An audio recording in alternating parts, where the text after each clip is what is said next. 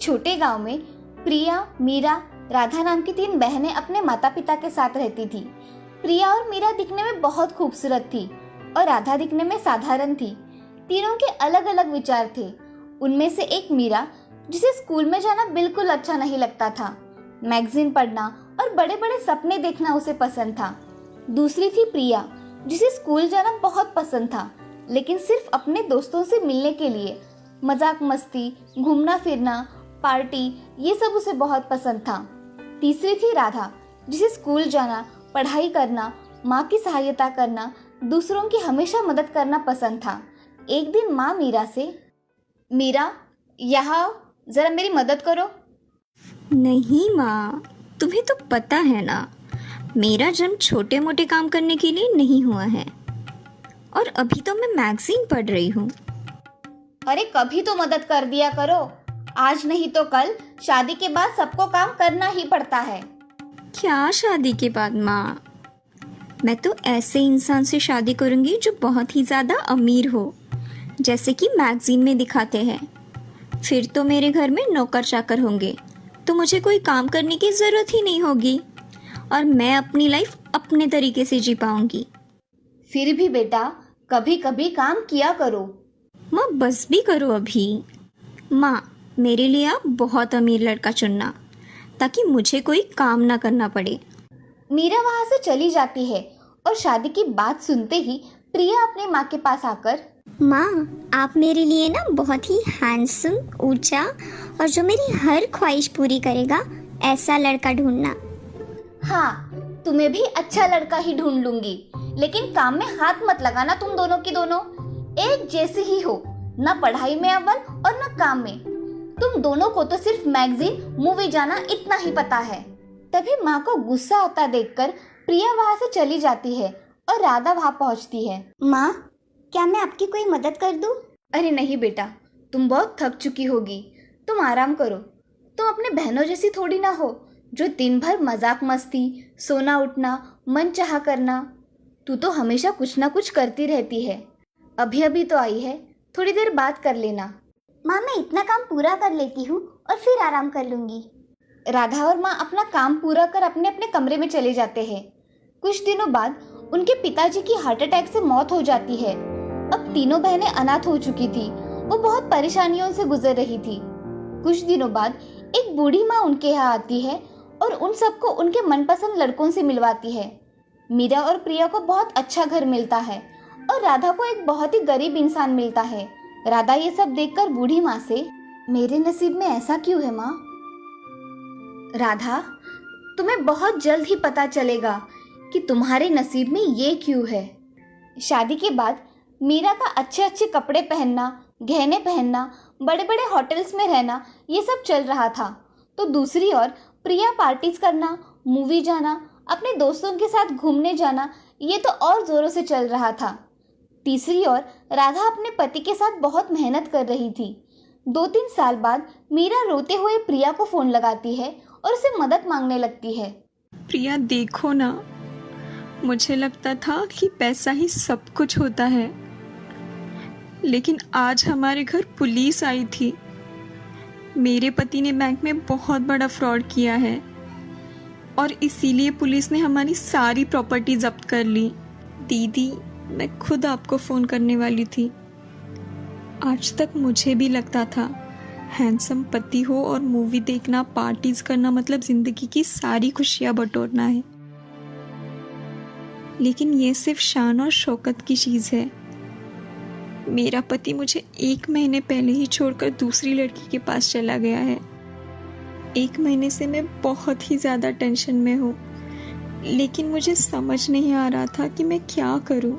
Phone पर बातें करते वक्त उन्हें अपनी माँ की बातें याद आती है, क्योंकि उनकी माँ उन्हें हमेशा बताती थी कि जिंदगी में कुछ ना कुछ काम करो। अब दोनों बहनें मिलकर राधा के पास जाने का फैसला करती है।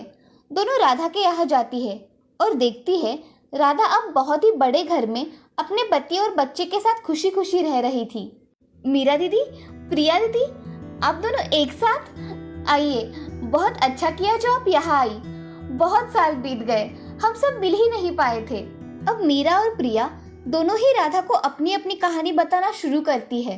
राधा सब सुन लेती है और राधा अपनी बहनों से, दीदी जो हुआ सो हुआ, अब आप लोग माँ के बताए हुए रास्ते पर चलने की कोशिश कीजिए, मेहनत कीजिए, काम कीजिए और अपनी जिंदगी बदलने की कोशिश कीजिए। मीरा और प्रिया दोनों भी अपनी छोटी बहन राधा के बताए हुए रास्ते पर चलने के लिए तैयार होते हैं और राधा के साथ खुशी खुशी रहने लगते हैं। इस कहानी से हमें ये सीख मिलती है कि ऊपर से सुंदर दिखने वाली हर चीज अच्छी ही होती है ऐसा नहीं होता, इसीलिए मेहनत करना बहुत जरूरी है। सोलापुर नाम के गांव में एक रामलाल और राधा नाम का दाम्पत्य रहा करता था। उनका एक लड़का था जिसका नाम था राघव। राघव एक बड़े कंपनी में जॉब किया करता था।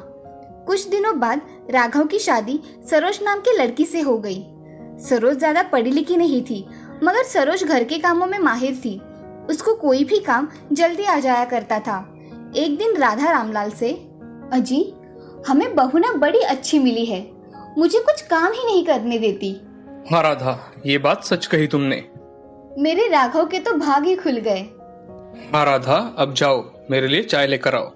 अभी बनाकर लाती हूँ।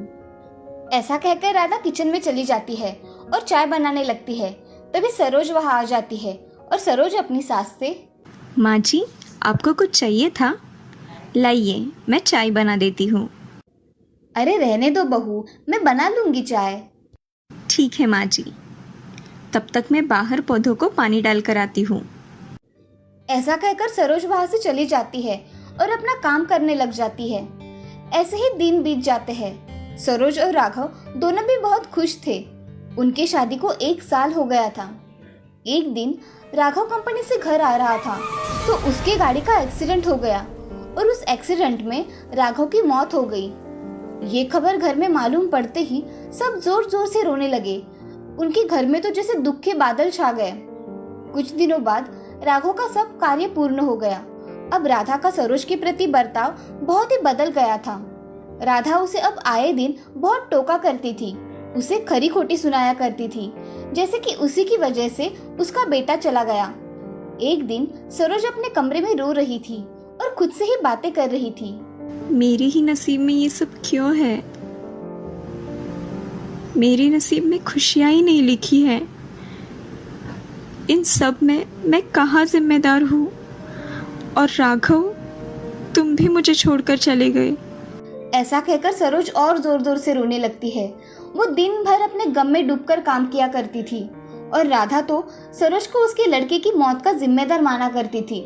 इसीलिए राधा का सरोज के प्रति रवैया बहुत बदल गया था। एक दिन राधा सरोज से, अरे ओ करमजली, तुम्हें अब खाना तक बनाना नहीं आता, सब दाल जला दी। माँ जी, मैं बाहर आंगन में काम कर रही थी तो थोड़ी दाल जल गई। मुझसे ऐसा फिर कभी नहीं होगा। पहले मेरे बेटे को खा गई और अब हमें मारने पे तुली हो। ये सब सुन सरोज की आंखों में आंसू आ गए और वो रोते रोते अपनी सास से, माँ जी, मेरे मन में कभी आप दोनों के लिए ऐसा विचार नहीं आया और आप ऐसा क्यों बोल रही है? माँ जी, आपको भी पता है ना कि इनकी मौत कैसे हुई थी, फिर भी आप मुझे बोल रही हो। ऐसा कहते ही सरोज की आंखों में आंसू आ गए और वो दूसरे कमरे में चली गई। अब सरोज के ससुर जी राधा से, राधा, तुम्हें सरोज को ऐसा नहीं बोलना चाहिए। आप मुझे मत सिखाइए कि मुझे कैसे बात करनी है और कैसे नहीं। मैं मेरा देख लूंगी। राधा, ऐसा कैसा चलेगा? तुम हमारे बेटे के मरने का जिम्मेदार उसको कैसे मान सकती हो? इसमें उसका कोई कसूर नहीं है। हाँ, मुझे पता है, मगर मेरा मन नहीं मानता। उसके ही अपशकुनी पैरों के कारण मेरा बेटा चला गया। बस राधा, बहुत हो गया।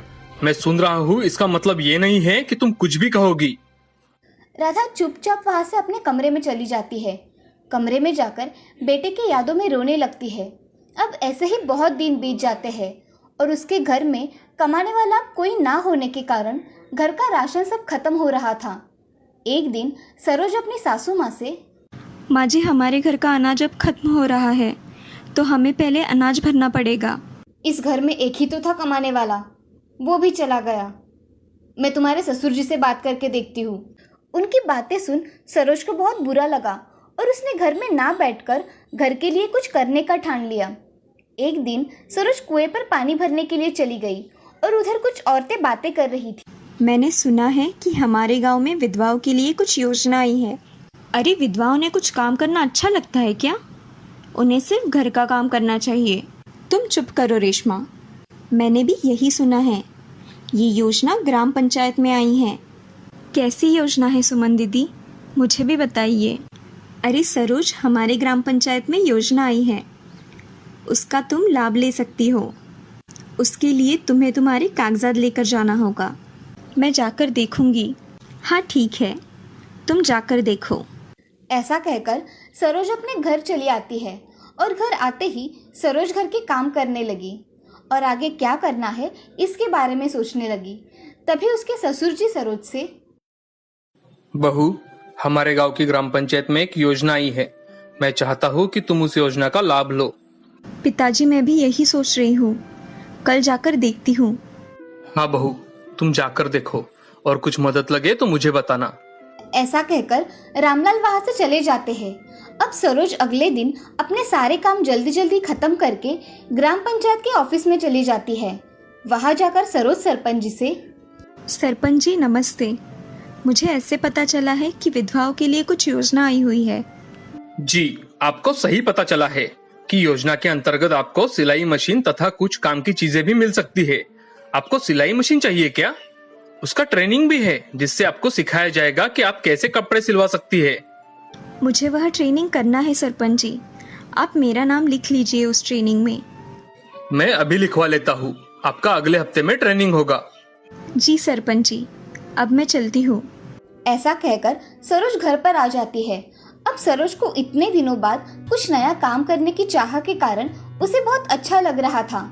उसी के कारण सरोज ने घर के सारे काम जल्दी जल्दी खत्म करके सोने चली गई। अब एक हफ्ता कैसे बीत गया पता ही नहीं चला। अगले हफ्ते में सरोज का सिलाई करने का ट्रेनिंग शुरू हो गया। अब सरोज वो ट्रेनिंग मन लगाकर करने लगी और उसे सिलाई करने का काम बहुत अच्छी तरीके से आने लगा। उसकी हाथ की कला देख सभी संतुष्ट थे। अब सरोज को सिलाई मशीन घर में काम करने के लिए मिली थी। वो सिलाई मशीन देख सरोज उसके पैर पड़ती है और अपना काम करना शुरू कर देती है। उसके पास अब गांव के बहुत सारे कपड़े सिलवाने के लिए आया करते थे, इसीलिए सरोज को वक्त ही नहीं मिलता था कि वो दूसरी बातें मन पर लेकर सोचे। अब सरोज महीने के अच्छे खासे रुपए कमाया करती थी।